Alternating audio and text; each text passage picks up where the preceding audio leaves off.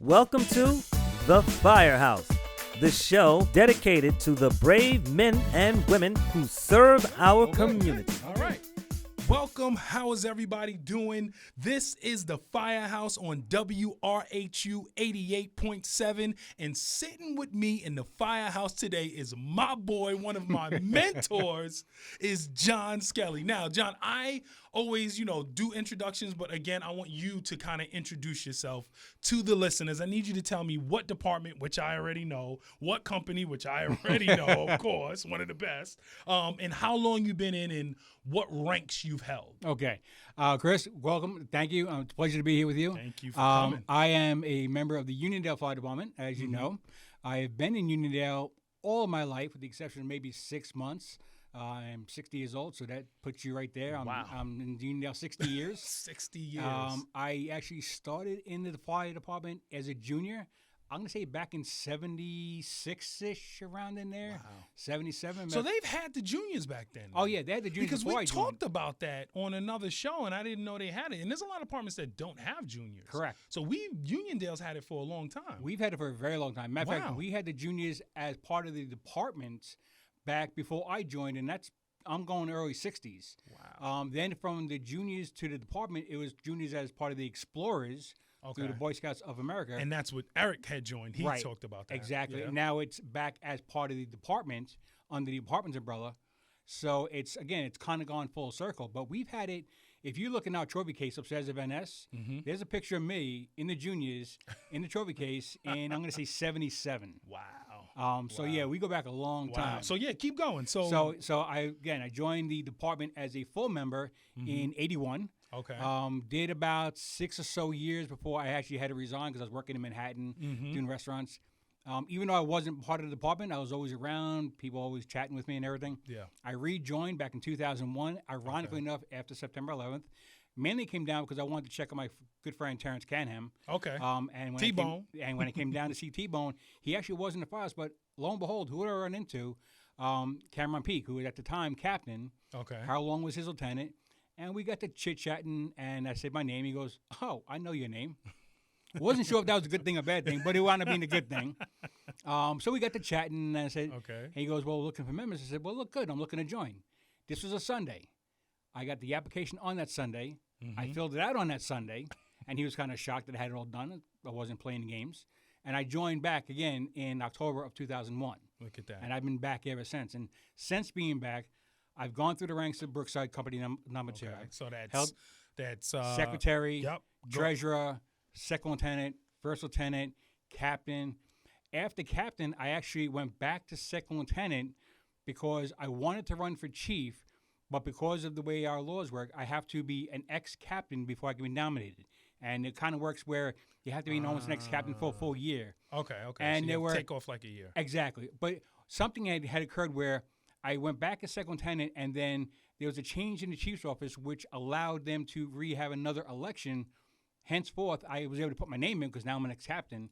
Okay. I got elected in 2013, I think it was, as second assistant chief. Wow. Right after now Ex-Chief Long, he went out, and I went through the chief's office in 13, 14, 15, I think it was. And then in 15, I became chief of department early because the current chief at that time became a commissioner. Okay. So I actually got to be chief of department for 4 months before my elected position to chief of department. How did that feel? Like, it's like a jolt into it. It It's was. almost like I'm ready, but I guess they kind of let you know, hey, I'm running, and you possibly could be taking over soon. Exactly. And I was fortunate. When I joined the chief's office, I had 2 ex-chiefs in front of me. Okay. So I had they some already very knew good the ropes. I had very good mentors in front of me who would teach me the ropes, and it worked out great for me. I always say I walked into the chief's office under the best possible circumstances. I had 2 ex-chiefs in front of me. Okay. They taught me everything they knew, and ironically enough, one of my wildest chiefs fires was my very first fire as a baby chief in July 5th. Okay. It was at the beer docks on Nassau Road. Yes, I remember that fire. It came in as smoke in the area. Long story short, it wound up being the cardboard boxes next to the building that were in a caged area that we couldn't get to. And by the time the engine got there, the cardboard boxes had ignited. And they were sitting directly on top of the gas main for the building. So just a torch. And all of a sudden, I'm trying to get water on it with a garden hose because the engine hadn't gotten there. And then you just heard this kind of crackle pop. And I remember looking to my left and seeing a blue flame. I was like, and it goes up the wall. And I was like, my first thought was, this is not going to be a good day. And I remember the flame going up, and it hit a little awning that was over a window. But it hit the awning and then went in the window. And after that, it was off to the races. It was just, that was it. It was done. It was going. It was going and going. And that was a fire that I learned a whole lot that day. And that's crazy because that's second assistant chief. So this is coming right into it, right? Oh, yeah. This is coming right into it. Boom. So, I mean, I had other questions, but since we're here, I want to start and let's go into this because how does that feel to, you know, when the call comes over, you get there. Now, you know this is real. Now, as a firefighter, I know that feeling. I know that. But now it's different as a chief because now you're not just a firefighter. There it is. Go do what I got to go do my job. You got to know everyone else's jobs and what everyone is doing. So the stress level I can imagine is insane. It's but definitely walk me through kind of how did that feel, you know, that day when you pull up, you know, and now you're like, this is about to be real. Yeah, it was definitely a pucker moment. You got to think for yourself. It's like, okay, just like you said, as a firefighter, I know what I want to do. I know what to do. But as a chief, it's like, well, I don't have my engine here, so I just can't grab my hose. Yeah. As a chief, I don't have my engine or my truck, so I just can't be my officer and do what I want to do and tell my 8 other people there to say X, Y, Z. I am solely by myself.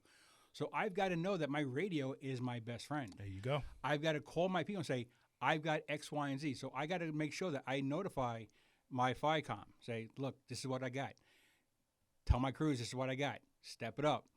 I have to give my incoming crews kind of a picture. I got to, as we tell everybody, paint the picture. There you go. Let them know what they're coming into. Okay. Let them know you need to get a hydrant. And my hydrant that I can see for you is here. Okay. Because sometimes they don't know what hydrants are. Sometimes what we have in the trucks is the MDTs, those computers that tells you where the hydrants are. Yep. Sometimes they're not updated properly. Yep. But or there's something wrong with that hydrant. Exactly. So many things. And sometimes you may pull on the block and, well, you don't see the hydrant that the computer says because there are cars parked in the street, a lot of cars. So, you know, you got to kind of be looking around. You got to be thinking 15 steps ahead what you're doing and in hopes that you're not missing something. And I can tell you, my first fire, I was missing a whole lot. But that's also where, this is where the I'm going to say the camaraderie of the fire service and the other chiefs who know that you're new will come to your side and they will be your eyes and ears you need. Because if it hadn't been for one of the Roosevelt chiefs, Tracy, I would not have noticed that my building was pushing out. Wow. Because the building had steel I-beams. Okay. And the heat inside the building was pushing the wall. And he actually had to stop me and say, Chief, look at the building. And I looked up and you could see the cinder blocks were pushing. So now what's the next step? I see this. What's the next step? What do I do? The next step is you need to make sure that your people inside know that, hey, back out of the building. Back out. Everybody until we find out what is going on. Until we figure out what. Okay. Ironically, what happened was where that building was, we were on the dead end of a water line supply. Okay. And the building next to that, by the way, just for those who don't know the building, directly next to the beer docks was another building with an apartment upstairs and a little walkway of maybe 4 feet between the two buildings. Okay. So what do you want to do? You got to protect the exposure. So we had to have a truck operation putting in a water curtain. And to this day, I'm glad to say that that building was not affected.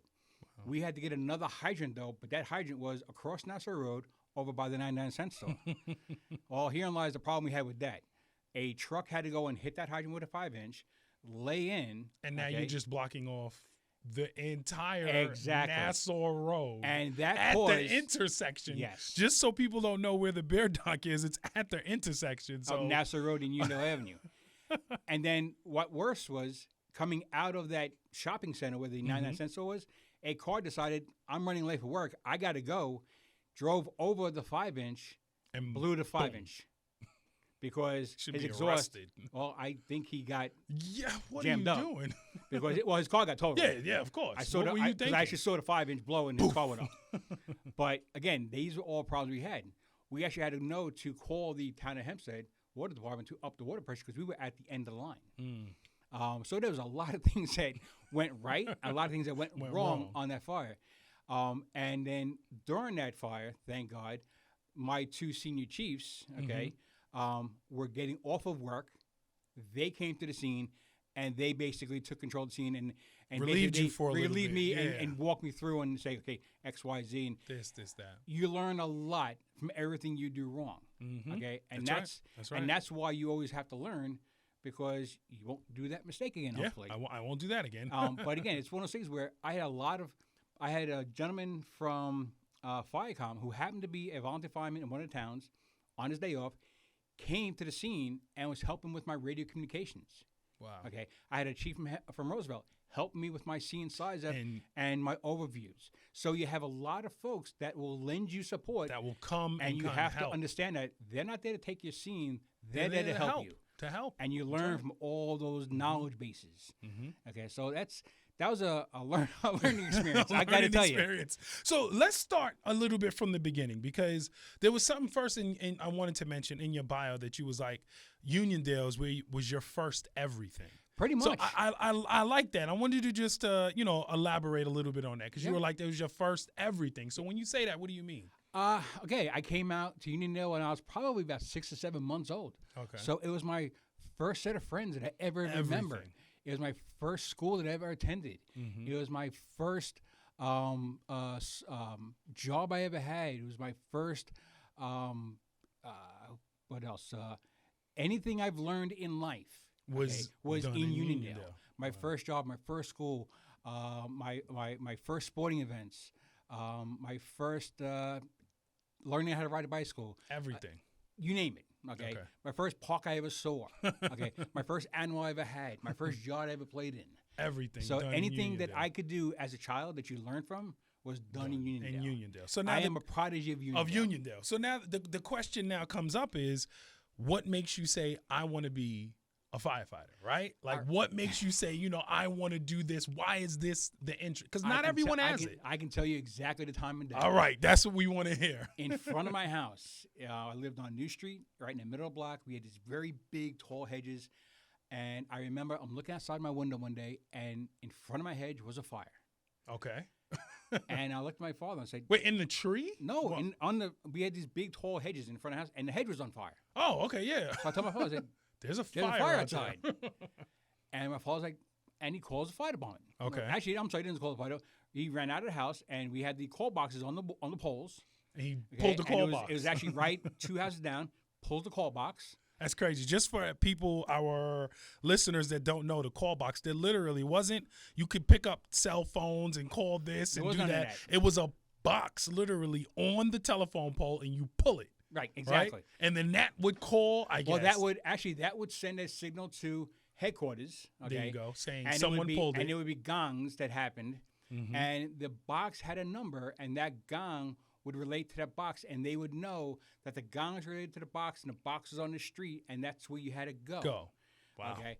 And I remember the bush was on fire, and Brookside Engine 2 pulled up in front of my house. Yeah, you're right. Because I lived on New Street. Yeah, so it's right over there, yeah. Brookside Engine 2 on the 72 Mac pulled up in front of my house. And I looked at it, I was like, that is cool and cool. You sure you didn't set that fire? No, I didn't. My father would have had my fingers broke. But and I remember that from as vividly as I can ever think. I can tell you it was on the corner next to the fence. It was the bush. It was on fire, and they came. And I remember they got off the back of the truck, and they were like, oh, just nonchalant. They just walked over. Like it's nothing. While you're sitting there like, oh, my God, there's a fire. There's a fire. I thought the house was on fire, quite frankly. And I was panicking at first. And when he came, I was like, that is really cool. And I will never, ever forget that for as long as I live. And that is, I remember when it happened, I said to myself, I'm gonna do that one day. Look at that. And that was the day. And ironically enough, after I joined, and this is going back a long time ago, when my father passed away in 1980. Okay. So after he passed, I was already in the juniors, and I was getting ready to join the department. When he passed, and we had the funeral service, my uncle had come to the funeral. I didn't realize that my uncle is a retired city firefighter. Oh, wow. Look at that. Yeah. And So it's already in the family. Right. Like, And I had no idea. And the big joke between he and I is that he retired at a 281 engine. Okay. My badge number is 218. Look at that. So the joke is, I like your numbers. You got them in the wrong order. He's like, Yeah. no, I had mine first. Yeah, just first. Right. So you Point got taken. him. You got him in the wrong order. Point taken. But yeah, that's so that that's was a joke. that was it when you knew for a fact that this is what you want to do. Exactly. This is what you want to get Yep. into. I love that. I love that. So I got a couple more questions. Like, you already told me about one memorable, and overall we're talking 60 years in Uniondale. How many years in Uniondale? I've been in Uniondale. It'd be 60. It's probably about 60 But the years. same. Yeah. So 60 years in I know you got more stories than just that one, right? So I know you got more stories than just that one beer dock fire. So tell me another story, another good story. Fire service wise? Fire service wise, anything. Anything. Okay, anything. so as a kid, Smith Street Park, Okay. Smith Street School. Well, Smith Street Park wasn't always Smith Street Park. Okay. Smith Street Park used to be nothing but a big, open, empty field, and in it was somebody's abandoned wooden boat. Wow. that Okay. Somebody just left there. Well, for us, that was our park. We played. That Y'all was played there. That was our play Had a park. great time there. And I remember when we were kids, they were like, "Well, we're gonna clear all this out because we're building you guys a park." Well, we didn't want to hear that. Okay, we were like, "No, this is where we play, and you're not leaving. You're not touching our boat. That was our boat. That's what we played on." We were madder than. I mean, we were like figuring out. We were like standing by the boat. We wouldn't let no one near the boat. We didn't want anything. No, they were trying to explain to us, "We're gonna build you. This We're going to great build park." you a park. No, we don't want a boat. We want the boat. We didn't want to hear about the boat, the park. We wanted the boat. And that went on for about a good, I want to say a month, but probably about a day and a half. Yeah. Until our parents got called, and yeah, that ended real fast. Get you out of there. How about Firewise? Firewise, Firewise? what else? Another story, Firewise. There's a few, but the one that rings my bell is like people ask me about, what's a typical fire or what's normal. There's no normal in fire service right. at all. And the reason why I say it is because we actually had, when I was chief, I think one of the last times, is we had to call week of Christmas UPS. Came over for a sick mail. Okay. So I go 21, which is going to the scene. My ambulance is right with me. They're actually right in front of me.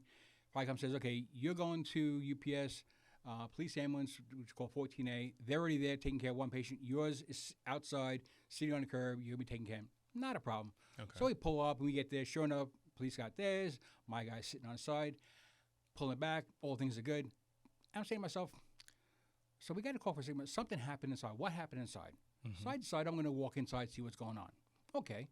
I start walking inside, and something in my brain said, this was a hazmat thing, so put your gear on. So I came back out, got my gear, started walking back in, and I see what looked like a candle, and I kid you not, drop 5 feet. And all of a sudden, I'm looking at a wall of flame. I'm like, okay. I remember What is that? I remember getting out of the building real fast, getting in my car to do a 360 around UPS at the big building. And I don't know how, but this one person was running out of the building, how I did not clip him. He must have had 9 lives as a cat, and I used 8.5 of them that day on him. Okay. Because I didn't hit him. But I remember getting on the radio, calling FICOM, like 7500, FICOM. FICOM 7500, said, signal 10, have my second alarm units come right to the scene. Only thing FICOM said to me was like, okay.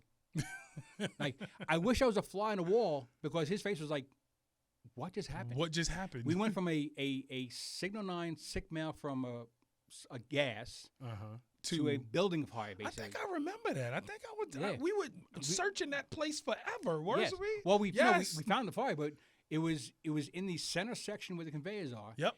In their caged area, because what had happened was they had 2 boxes that one was starting to, I guess, off gas. And their hazardous procedure protocol was to put it in their caged area, which has got a sprinkler head over it, which is fine. But the chemical was water reactive. So when the sprinkler head went off, it set it off. Wow. And Brookside was the engine on scene. The hydrant was right in front, thank God. But I remember it was a long day, and what ran through my mind was, this is the week of Christmas. Inside was all the brown trucks getting filled up with packages. Gifts, yeah. But they were also filled up with gas. Wow. This had all kinds of potential to go all kinds of wrong. To do everything. Yep. And luckily, by the grace, nothing bad happened other than the fact that, we had a lot of smoke, a little bit of fire, put it out. We called everybody under the sun. I had Yeah, because UPS is intimidating. Yeah, that's a big Just building. so everyone knows, it's a huge warehouse in Uniondale. Yeah, exactly. So it's intimidating to see that and know that there's a fire in there. And we had a fire, and luckily we called hazmat. They came in. Yep, I remember Chief Strong was one of the gentlemen there, and he was like, "Where's the second box?" I'm like, "What are you talking about, second box?" He goes, "We found the one box. It says box 2 of 2. Where's 1 of 2?" I'm like, don't know. But they actually found it, and it wound up being a chemical in there that was all kinds of bad. It was water reactive, corrosive, and then whatever you can name, it was the problem. Exactly. And it wound up being just a long day, long morning, and it was a bit much. And that just goes to show you, what came over as a ambulance call came into being oh my goodness, a pucker moment. Let's go. Exactly. That's exactly what I got to tell you some stuff that I remember. So just so you all know, like I said, that, John is one of my mentors. And I remember a couple of situations, but I remember one situation, which you don't probably remember, was we were at fire school. And I think it was like I probably just became a chauffeur. So we're in there, and I'm like, the pump's not working, and I'm trying to do it. You're in fire school. Everybody's watching. John literally walks. So when you're an MPO and you're going to do whatever you're going to go do, for our rigs, you have to put it in drive, right? For the pump.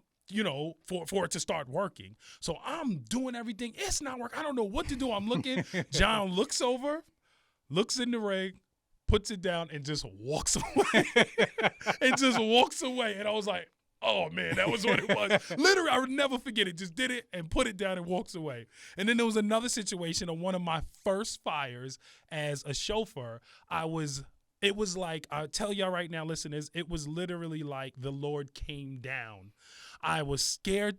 I don't know what to do, and I'm doing it. But then John pulls up, and he goes, go put your gear on. I got it. And I was like, yes! And any MPO that's a junior MPO, you will know that the feeling that you get when you now could just go do what you know what to do, because the stress outside sometimes is so much more. And to see you come and say, go ahead, put your gear on. I got it. Yep. I was like, yes, thank you, John. Thank you. Well, that's what it is as a senior guy now. Yep. My job is to, as a chauffeur, get the guys there and get water to the fire. Okay. That's right.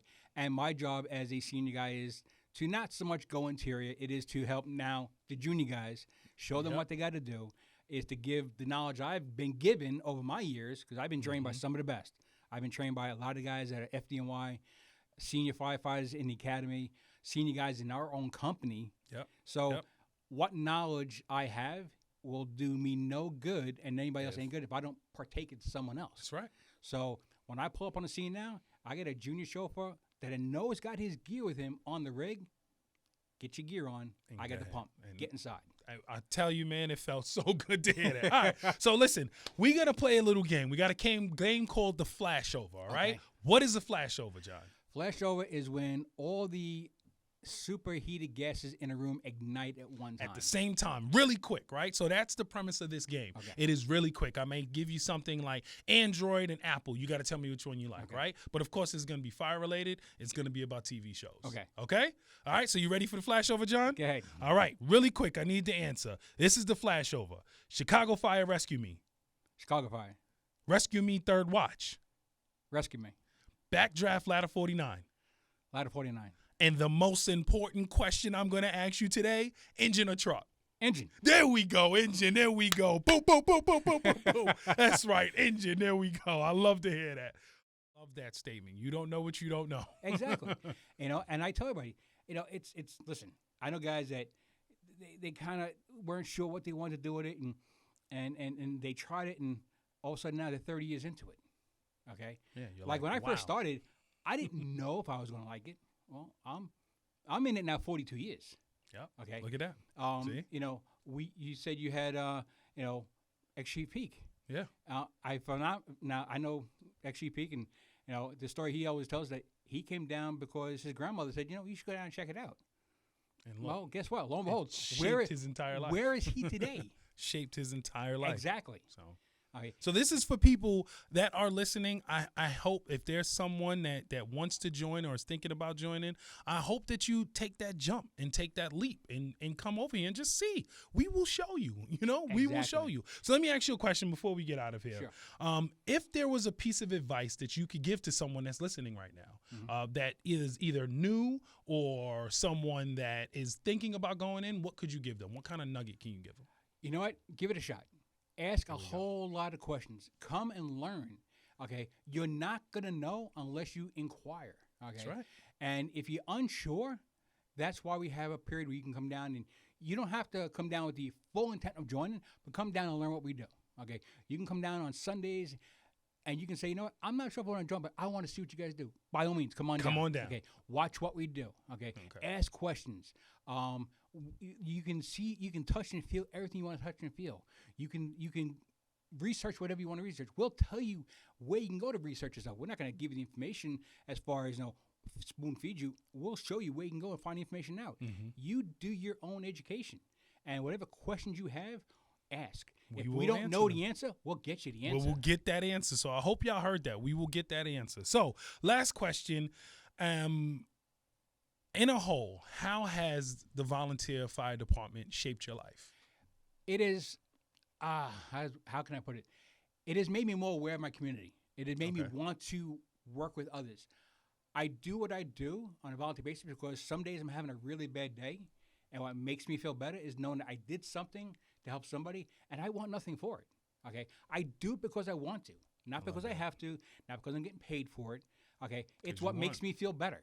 Yeah. Okay, because somebody who needed help, I had a certain knowledge or set skill that I was able to utilize and help them out.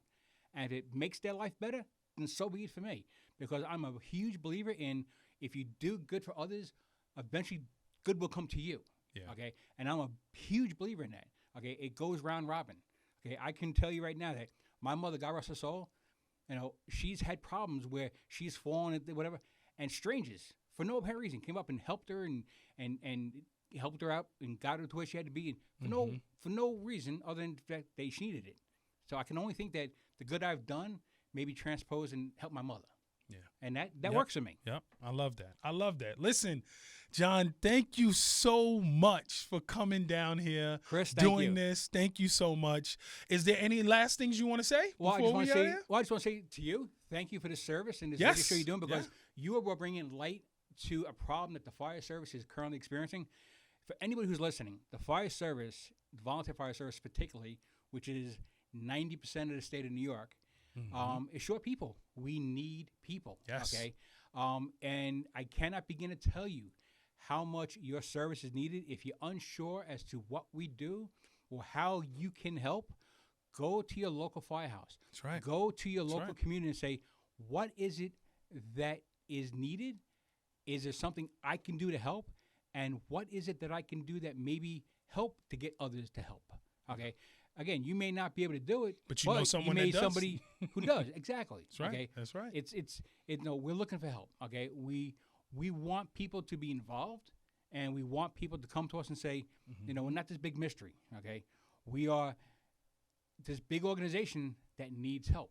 Okay. We are in the business of helping people. Well, we kind of need help right now. And I kid you not when I tell you that. I tell all the guys in join the fire service, when you join the fire service, okay, you join the largest family you're ever going to join. That's right. And like any family, we do have problems. Okay, we do argue. We do. Okay, but that doesn't mean anything. Okay, we are family first and foremost. That's right. We will always be there to help each other. We will always be there to support each other, and we will always be there to put our differences aside and come to the aid of those who need. And get the job and done. That's it. And get the job done. Exactly. I love the way you ended that, John. I love it. All right, so I hope you all enjoyed yourself. We just heard from Ex-Chief John Skelly of the Uniondale Volunteer Fire Department about his life as a firefighter. I hope you enjoyed the conversation. Please like, share, subscribe, do all of those things. Listen, I am your host, Chris Moses, and tune in next week for another great conversation in the Firehouse. Join in the festivities as Chief Anthony Capone and the Valley Stream Fire Department hosts the Nassau County Firefighters Parade in conjunction with Engine Company 4's remarkable milestone of 100 years. On Friday, June 21st, indulge in delicious food and refreshing beverages provided by Paul Evans Catering and live music by Crucify. On Saturday, June 22nd, grab a chair and witness the Valley Stream Fire Department host the Nassau County Firefighters Parade, starting at Rockaway Parkway and Wheeler Avenue, and ending at the Village Green with children's amusements, food and beverage, and a live performance by Decadia. Celebrate WRHU, the greatest show on earth.